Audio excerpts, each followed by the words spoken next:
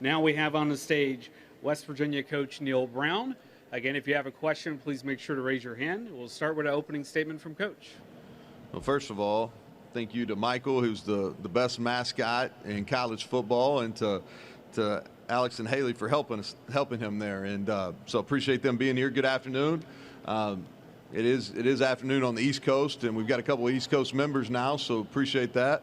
Glad to be here. And I'll say this at the front, appreciate what you all do as far as covering college football and making it one of the top really sports in that's out there. So I appreciate that.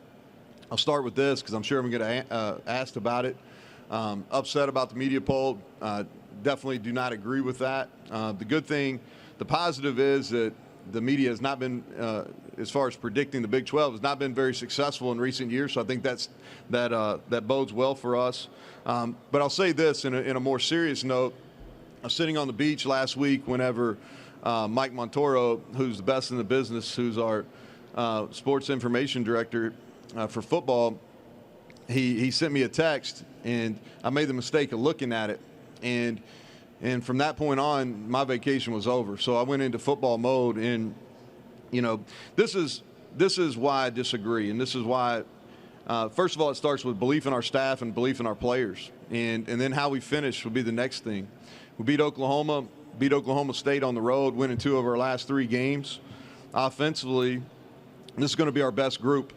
And then we have 132 starts returning on the offensive line. 132. If that's not most in the country, it's got to be close. And within that group, we've got 4 former freshman All-Americans. We've got 3 for sure all-conference type players. 2 of them are here today with us. Zach Frazier, who's a 2-time All-American, and then Doug Nestor. We have a budding superstar at running back in C.J. Donaldson. And defensively, we're going to be one of the most improved units in the Big 12, if not in the country. And we have all league-type players at each level. And those guys are here today. Sean Martin at defensive end, Lee Koba, who'll be one of the leading tacklers in the conference this year at Mike linebacker, and then Aubrey Burks at safety. And all 3 of those guys are here. And we've added talented experience in the secondary through the transfer portal.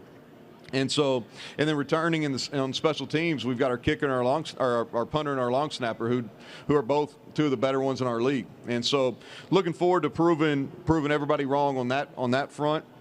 And we won't finish there. And so, with that, I'll open it up for questions. Again, if you have a question, please raise your hand. And when you're called on the question, stand up and state your name and media affiliation. We'll go to center left, second row. Hey, Neal, Colin Wilson with the Action Network. Chad Scott's been promoted to offensive coordinator. Last year you were 50th in pace and tempo. With Garrett Green, C.J. Donaldson, is there going to be a slower tempo and more running this season? Well, I think running the football is going to be the strength of our offensive team. But one emphasis on that is we've got to be more explosive in our pass game. And I think that's where we got to show some growth offensively. Is we ran the football at times very successfully last year. What we didn't do as good a job of is taking advantage of that run game with some explosive pass plays. And so as far as tempo is, we want to be able to present ourselves playing fast all the time. And then let the game dictate the tempo. But we practice at a really fast pace. We're going to have the ability to go as fast as anybody in the country. But also the game and the style of game that we need to play that day will dictate how fast we play. We'll go to the far left, 4th row.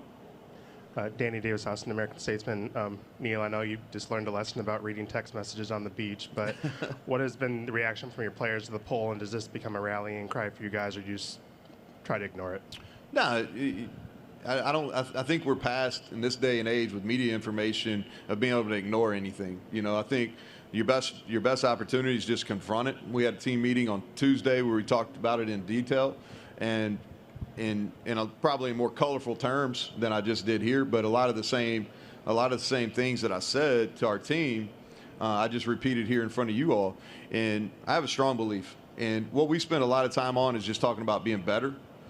We have a clear vision of what we have to improve on. I think if you talk about offensively, we've got to get better efficiency-wise, especially on first down and in the red zone.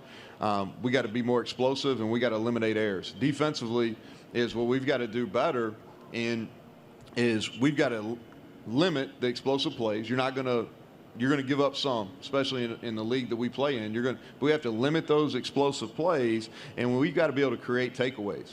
That was the explosive plays and the lack of takeaways last year were the biggest negative effect on us defensively. And so we've been focused on ourselves, getting ourselves better.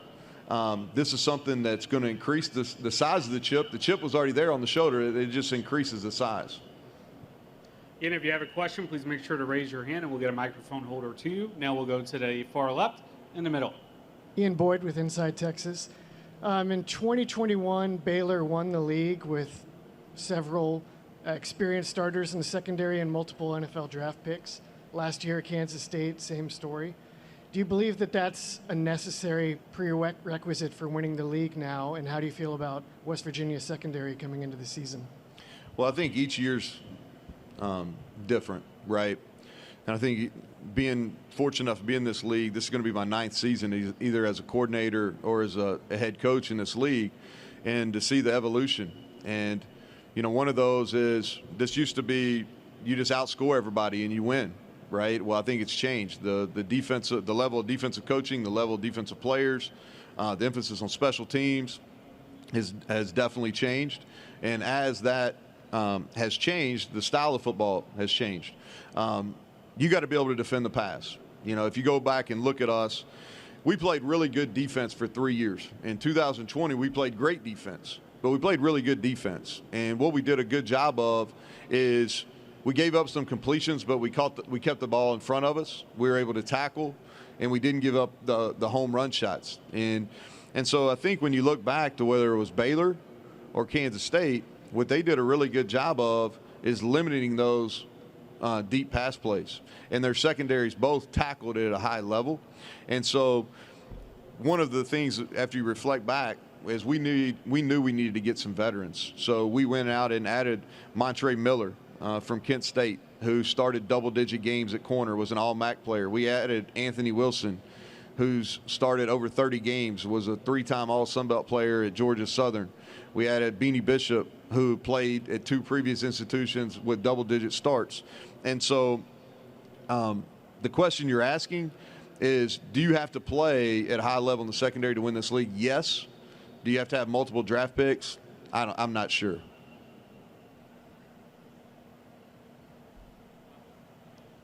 And any questions for Coach?